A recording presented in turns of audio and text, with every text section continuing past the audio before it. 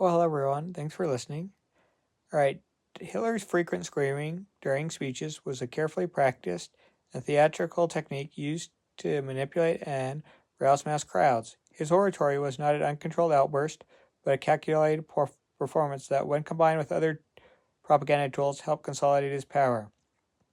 The theatrical method. Witnesses and historical analysis have shown that Hitler's speeches followed a predictable pattern, moving from calm tones to frenzied shouting to deliberately work his audience into a state of hysteria. Historians and others who saw Hitler speak confirmed that his intense high-speech vocal delivery and gestures were a practiced theatrical act. A series of photographs taken by his personal photographer, Heinrich Hoffmann, show Hitler privately rehearsing his gestures in front of a mirror, contrasting his voice. His voice was reportedly much softer and had a more southern German accent. This is evidenced by a secret 1942 recording of him speaking informally with Finnish Field Marshal Carl Gustaf. Emil Mannerheim.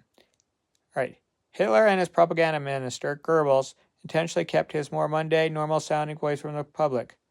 Pacing in crescendo, Hitler would often start his speeches quietly, sometimes shyly, to relax the audience.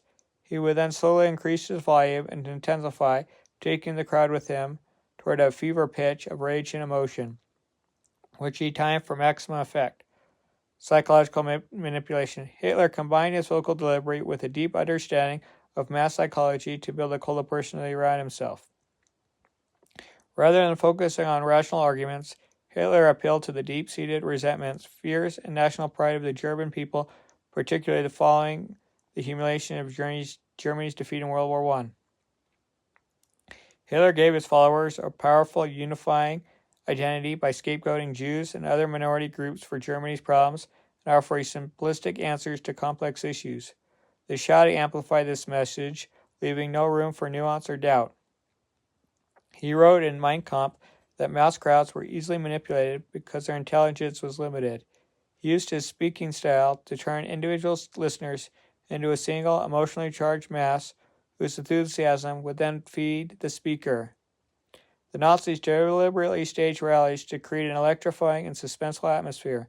They would sometimes have Hitler arrive late to meetings to build tension and use dramatic lighting effects to heighten the mood. Hitler was known to be insecure in private, and his boisterous persona may have been his method for overcoming his own anxieties and appearing larger than life. Historians have noted that he was often jittery before speaking, but his transformation into a screaming orator was remarkable. After exhausting himself with his orations, he would often need to be helped off stage. Yes. So this is just a little brief overview of why Hitler screamed so much during his meetings and his speeches. Thanks for listening. Take care.